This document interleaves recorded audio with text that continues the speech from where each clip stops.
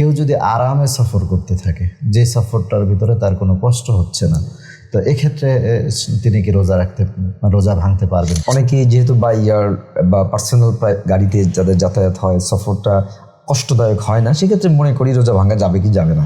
যে দর্শক শ্রোতা, আমরা প্রতিদিন আপনাদেরকে বিভিন্ন রকমের যুগ উপযোগী প্রশ্নের উত্তর দিয়ে থাকি। এক্ষেত্রে আপনারাও আমাদের স্ক্রিনে দেওয়া যে নাম্বার আছে, এই নাম্বারেও আপনারা ফোন করে আমাদের কাছ থেকে প্রশ্নের উত্তর জেনে নিতে পারেন, অথবা আপনারা কমেন্টসেও আমাদের কাছে প্রশ্নের উত্তর জানতে চাইতে পারেন।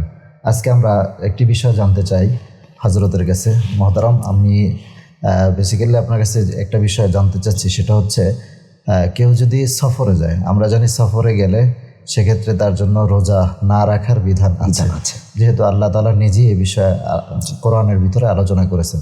এখন সফরের রোজার উদ্দেশ্যটা হচ্ছে সফর কষ্টদায়ক বিষয়।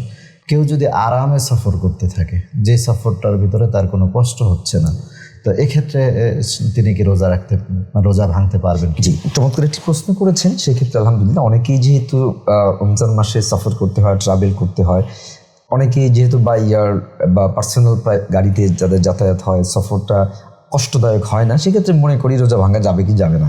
এক্ষেত্রে আসলে আমাদের প্রিয় ভিউয়ার্সদের উদ্দেশ্যে বলবো, এখানে কোনো ডাউট রাখবেন না। আল্লাহ সুবহানাহু ওয়া তাআলা নিজে যেহেতু বলেছেন যে তোমরা সফর অবস্থা রোজা ভাঙতে পারো, সফর যখন শুরু হবে, যেহেতু আল্লাহ বলেছেন সফর অবস্থায় ভাঙতে পারো, এখানে সফরটা হোক সেটা আরামদায়ক, হোক সেটা কষ্ট, আল্লাহ তাআলা যেহেতু ছাড় দিয়েছেন, এক্ষেত্রে ছাড়টা নিতে পারে। তবে হ্যাঁ, কেউ যদি মনে, আল্লাহ তাআলা এটাও বলছেন, যদি কেউ চায় তাহলে তার জন্য রাখাটা উত্তম। আর হ্যাঁ, যদি আমি ভাঙি, আমাকে তো কাজা করতেই হবে।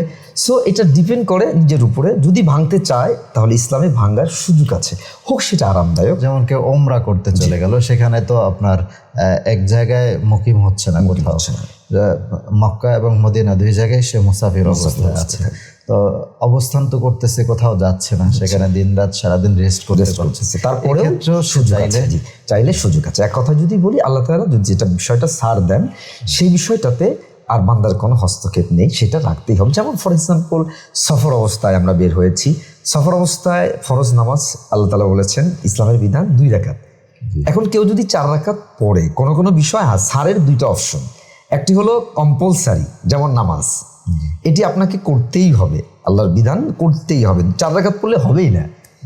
হ্যাঁ, যদি জামাতে পড়ে ভিন্ন জিনিস, একা পড়লে হবেই না, মুকিমের জন্য। হ্যাঁ, আরেকটা হলো মানে ঐচ্ছিক বিষয়, নট কম্পালসারি, সেটা হলো যেমন রোজা, এক্ষেত্রে চাইলে ভাঙতে পারবে আর চাইলে সে রাখতে পারবে, তার ইচ্ছা। এক্ষেত্রে যদি কসর নামাজ যদি কেউ ভুলে পুরাটা পড়ে ফেলে, আমি একটি ব্যতিক্রম প্রশ্ন করলাম রমজানের বাইরে, যদি কেউ পুরা কসরের নামাজ, যেমন জোহরের নামাজ 2 রাকাত পড়ার কথা তার, তিনি ভুলে 4 রাকাত পড়ে ফেলছেন, এক্ষেত্রে তার যদি কেউ ভুলে পড়ে ফেলে তাহলে তাকে নামাজ আবার কাজা আদায় করতে হবে, সেটাকে আবার পড়তে হবে, দোহরাইতে হবে নামাজটা। ওই আগের যেটা পড়েছে নফল হিসাবে গণ্য হবে, তার নামাজটা আবার নতুন করে পড়ে নিতে হবে, কেন আল্লাহ পাকের বিধানটা।